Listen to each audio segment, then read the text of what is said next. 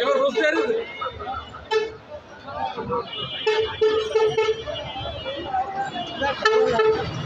চেনার জন্য আপনার বেশি কিছু করা লাগবে না, অল্প একটু তাদের সাথে কথা বললেই আপনার জাত সম্পর্কে জেনে যাবেন। হ্যাঁ, এটা ক্রস। আপনার যেহেতু নতুন উদ্যোক্তা, সেই হিসাবে আমার পরামর্শ সেটাই হচ্ছে আপনার অবশ্যই গাঢ় জাতের নিন। গাঢ় জাতের চাহিদা সবসময় বেশি। ইনকেস মনে করেন, আমি একটা কথা বলি আপনার, যে আপনি এখন উদ্যোক্তা নিচ্ছেন যে আপনি বুঝবেন, আপনি কিছুদিন আপনি ভালো লাগছে, হুট করে মনে করেন 2 মাস পরেই হোক আপনি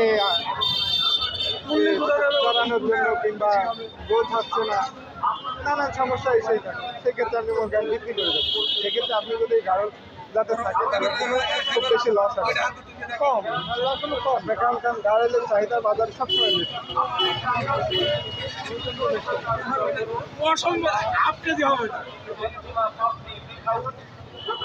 এর তো পশমই হচ্ছে দর্শন বাড়ি মারবেন বলে